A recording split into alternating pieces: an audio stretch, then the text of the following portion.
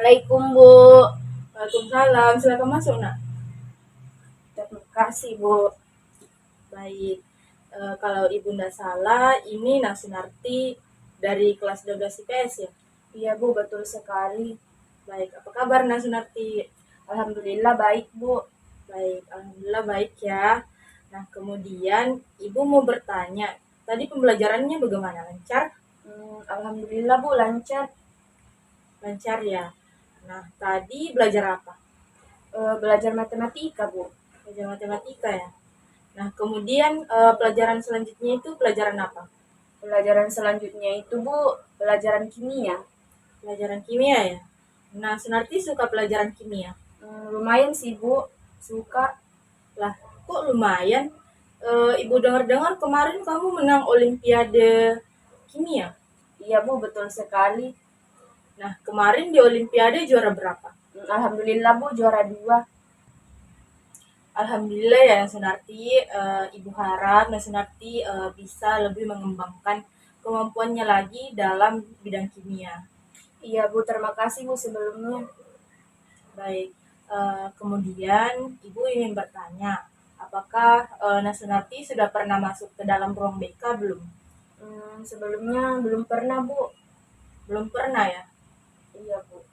Nah, kemudian Ibu ingin bertanya, kesan pertamanya itu masuk di ruang BK itu bagaimana? Agak takut sih Bu, soalnya sepi. Loh, kok Sunarti takut? Di sini kan ada Ibu yang di ruang BK. Iya Bu. Nah, kalau begitu, apakah Ibu boleh tahu kira-kira apa yang membuat Sunarti itu datang menemui Ibu di ruang BK ini? Saya ingin menceritakan permasalahan saya Bu kepada Ibu.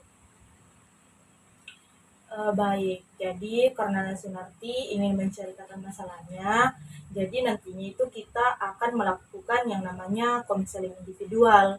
Nah, sebelumnya Sunarti sudah tahu belum apa itu konseling individual? Belum tahu Bu. Baik, jadi Sunarti belum mengerti ya apa itu konseling individual. Jadi sebelumnya Ibu jelaskan dulu apa sih itu konseling individual. Jadi konseling individual itu ialah bantuan yang diberikan oleh seorang konselor atau dari Ibu kepada konseli atau kepada Sunarti yang dilakukan melalui beberapa pertemuan. Nah, tujuannya itu untuk mengembangkan potensi Sunarti atau menyelesaikan masalah Sunarti. Nah, pertemuan ini pastinya sudah pasti bersifat rahasia ya Sunarti. Apakah sudah bisa dipahami? Iya Bu, sudah mengerti. Tapi saya takut Bu kalau nantinya rahasia ini disebarkan dan nanti bakalan jadi bahan candaan sama teman-teman. Oh, soal itu, jadi Sunarti tidak perlu khawatir karena dalam proses konseling sendiri ada yang namanya asas kerahasiaan. Nah, asas kerahasiaan ini tidak boleh dilanggar oleh seorang konselor karena merupakan sebuah kode etiknya. Nah, jadi karena ini bersifat rahasia, jadi Ibu tidak akan menyebarkan apa yang telah Sunarti katakan. Nah, begitupun dengan Sunarti. Sunarti itu tidak boleh menyebarluaskan apa yang telah Ibu katakan pada proses konseling kita. Apakah dimengerti? Baik Bu, tapi Ibu janji ya, jangan sebarkan masalah saya ini. Iya, Sunarti, Ibu pasti janji tidak akan menyebarluaskan permasalahan dari Sunarti. Baik Bu. Nah, kemudian sebelum kita membahas permasalahan dari Sunarti, alangkah baiknya kita itu membuat kesepakatan waktu. Nah, kira-kira 30 menit itu cukup untuk membahas masalah Sunarti. Bagaimana menurutmu? Iya Bu, saya rasa sudah cukup. Nah, kemudian untuk posisi duduknya bagaimana? Apakah sudah nyaman atau mau lebih berdekatan lagi atau bersampingan? Saya rasa sudah nyaman seperti ini saja Bu. Baik, sudah nyaman ya. Jadi Sunarti rileks saja dalam proses konseling ini, tidak usah tegang ya. Iya Bu, saya rasa saya sudah rileks. Baik, jadi Ibu anggap Nasunarti sudah siap ya mengikuti proses konseling kita pada kali ini. Iya Bu, sudah siap. Nah, kalau Nasunarti sudah siap, nah kemudian Ibu ingin meminta Nasunarti itu menceritakan apa sih permasalahannya yang membuat Nasunarti datang ke ruang BK ini. Gimana ya Bu? Saya bingung mau menjelaskannya bagaimana. Loh, kok bingung? Gak usah bingung, nak. Nah, silahkan Nah Sunarti ceritakan semua permasalahannya. Nah, ceritakan senyamannya Sunarti, menggunakan bahasanya Sunarti. Nah, di sini Ibu akan berusaha memahami apa yang telah diucapkan Nah Sunarti. Nah, jika juga Nah Sunarti menceritakan semua permasalahan yang dialami, nanti kita dapat menyelesaikannya bersama-sama. Jadi begitu ya Nasunarti, apakah Nasunarti masih bingung bagaimana menceritakannya? Jadi begini Bu, saya merasa takut dan cemas saja kalau ada orang yang memegang pergelangan tangan saya. Saya tidak tahu kenapa bisa saya merasa seperti itu. Saya merasa bingung Bu, bawaannya hanya takut Bu. Jadi kalau sama orang itu bawaannya itu takut, ngeri, cemas, begitu loh Bu. Hmm, jadi Nasunarti ini merasa takut dan cemas apabila ada orang yang memegang tangan Nasunarti. Jadi memegangnya itu seperti ini ya? Iya Bu. Jadi begitu ya. Nah, terus apakah Nasunarti bisa ceritakan gimana sih awalnya Nasunarti merasa takut dan cemas apabila ada orang yang memegang tangan Nasunarti? Jadi sewaktu saya kecil Bu, saya pernah menonton film Bu. Nah, di dalam videonya itu menampilkan adegan di mana ada orang yang memegang pergelangan tangannya dengan sangat kencang. Terus orang tersebut memotong tangannya tersebut hingga banyak darah yang keluar. Nggak lama dari itu, orang itu meninggal, Bu. Jadinya semenjak saat itu saya berpikir, Bu, kalau ada orang yang memegang pergelangan tangan saya tiba-tiba langsung merasa takut, cemas sampai sekarang ini, Bu. Seperti itu, Bu. Begitu ya. Jadi kalau Ibu boleh tahu sejak kapan Nasunarti sudah merasa takut dan cemas ketika ada orang yang memegang pergelangan tangan Nasunarti? Sebenarnya sudah sejak lama sih, Bu. Tapi akhir-akhir ini saya sudah merasa terganggu dengan hal ini, Bu. Jadi saya punya rasa ketakutan dan kecemasan yang berlebihan, Bu. Jadi ini ketakutannya sudah dari kecil ya? Iya, Bu. Betul sekali. Nah, kemudian apakah Nasunarti sudah pernah memikirkan ulang secara matang apakah yang telah dilakukan ini sudah dapat menyelesaikan masalahnya atau dengan berpikiran seperti ini sudah sesuai menurut Nasunarti? Menurut saya, Bu, belum. Jadi sepertinya kamu perlu merubah pemikiran kamu terlebih dahulu yang pesimis itu. Jadi rasa takut dan rasa cemas yang kamu alami itu bisa hilang dan pastinya orang-orang terdekatmu itu seperti keluargamu, teman-temanmu dapat membantu menghilangkan rasa takutmu. Seperti itu ya. Oh, tapi Bu, menurut saya ini itu merupakan hal yang tidak mungkin, Bu. Nah, kira-kira kenapa Nasunarti berpikiran kalau hal seperti ini merupakan hal yang tidak mungkin? Iya, menurut saya ini sudah tidak mungkin, Bu. Karena kan rasa ketakutan dan cemas yang saya alami ini sudah dari kecil, Bu. Artinya sudah lama. Jadi benar-benar ya dari kecil Nasunarti sudah merasakan takut dan cemas yang berlebihan ketika ada seseorang yang memegang pergelangan tangan Nasunarti. Iya, Bu, seperti itu. Nah, kemudian apakah hal seperti itu pernah kejadian tidak? Maksudnya itu baru-baru ini Apakah pernah kejadian hal seperti itu lagi tidak? Ada Bu, waktu itu sedang kumpul bersama-sama untuk kerja tugas kelompok Bu. Jadi itu posisinya saya sedang main HP di depan Bu. Nah, terus tiba-tiba teman saya memegang tangan saya.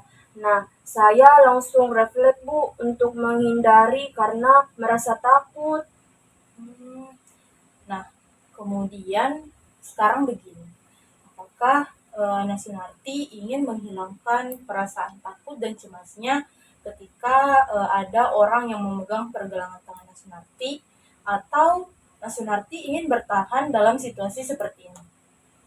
Sudah pastinya saya mau menghilangkan pemikiran seperti itu Bu. Nah, kalau begitu, hal pertama yang harus kamu hadapi ialah kamu tuh harus berani membuang pemikiran pesimisme itu, karena perlahan-lahan akan menghilangkan rasa takut dan cemas yang berlebihan itu. Jadi, kamu itu artinya harus berani sama diri kamu.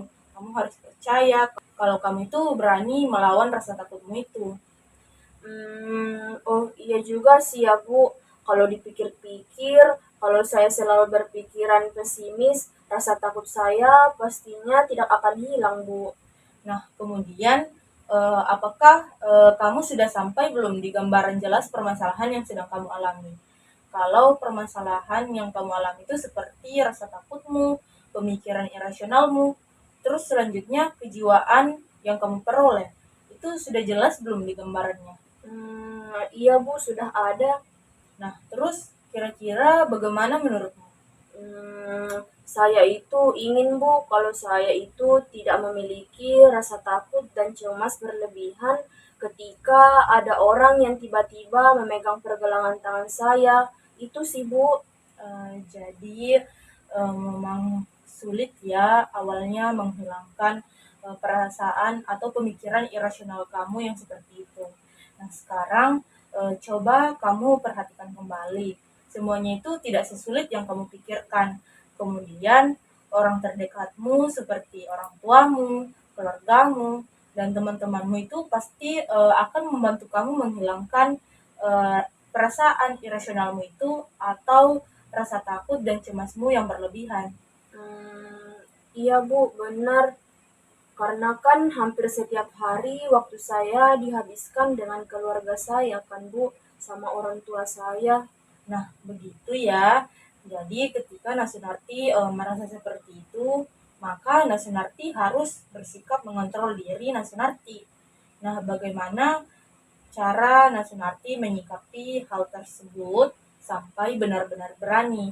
Nah, kemudian coba Nasunarti bayangkan ketika ada orang yang ingin memegang tangan Nasunarti itu sebenarnya tidak ingin diapa-apakan, tidak seperti yang ada di film yang telah Nasunarti nonton waktu Nasunarti kecil.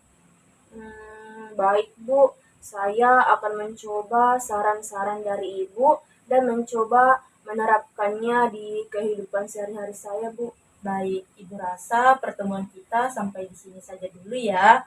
Nah, minggu depan silahkan Nasunarti datang ke ruang BK ini menemui Ibu kembali karena Ibu ingin mengontrol kira-kira perubahan apa yang telah dilakukan Nasunarti atau langkah-langkah apa yang telah diterapkan oleh Nasunarti. Baik Bu. Nah, bagaimana Nasunarti dengan langkah-langkah yang telah Ibu berikan? Alhamdulillah Bu, saya sudah mulai bisa mengatasi kecemasan dan rasa takut saya Bu. Alhamdulillah ya kalau sudah ada kemajuan. Nah, Ibu ingin tahu kira-kira bagaimana sih cara Nasunarti menerapkan langkah-langkah dari Ibu? Jadi begini Bu, waktu malam hari saya termenung Bu. Saya memikirkan apa yang Ibu telah sampaikan kepada saya. Akhirnya saya mulai berpikir kalau saya tidak berani melawan rasa takut saya, pastinya saya akan terus-terusan memiliki rasa cemas berlebihan ini Bu. Akhirnya mulai memberanikan diri untuk membiarkan orang memegang pergelangan tangan saya, sembari berpikir positif bahwa mereka itu tidak akan melakukan hal-hal yang aneh, Bu. Bagus sekali ya Nasunarti. Jadi Ibu mengapresiasi atas apa yang telah dilakukan oleh Nasunarti. Nah, kemudian apakah dalam penerapan langkah-langkah ini ada kendala atau permasalahan yang dihadapi? Saya rasa tidak ada sih Bu. Awalnya saya cuma merasa ragu saja, tapi lama-kelamaan rasa takut ini mulai menghilang Bu. Baik, jadi Ibu harap Nasunarti dapat mempertahankannya ya. Baik Bu. Baik, berhubung waktu konseling kita sudah akan berakhir, jadi Ibu simpulkan saja ya hasil 2 pertemuan kita. Jadi awalnya ini Nasunarti itu memiliki rasa takut dan kecemasan yang berlebihan apabila ada orang yang memegang tangan Nasunarti. Nah, kemudian Nasunarti ini ingin mengatasi pemikiran irasional ini dengan memulai berpikir secara rasional. Nah, yang nantinya dapat menghilangkan rasa takut dan rasa cemas yang berlebihan yang telah dialami oleh Nasunarti. Iya Bu. Nah, Nasunarti belajar lagi ya tentang bagaimana sih cara berpikir rasional. Baik Bu, terima kasih ya Bu atas bantuannya. Nanti saya coba menerapkannya di kehidupan saya Bu sarannya. Tapi Bu, Tapi kenapa? nanti kalau semisal saya mau cerita apa-apa lagi ke Ibu boleh ya Bu? Sangat bisa ya Nasunarti. Jadi Nasunarti bisa menghubungi Ibu atau datang langsung ke ruang BK ini. Baik Bu, terima kasih. Karena sepertinya saya sudah bisa membuka pemikiran rasional saya Bu. Baik, jadi Ibu sangat senang sekali ya karena Nasunarti sudah bisa berpikiran seperti itu juga. Tingkatkan lagi ya Nasunarti. Kemudian Ibu juga sudah melihat ekspresi wajah Nasunarti sudah lebih baik. Jadi semangat lagi ya Nasunarti. Terima kasih Bu. Kalau begitu saya mau permisi ke kelas Bu. Baik, mari Ibu antar ke depan.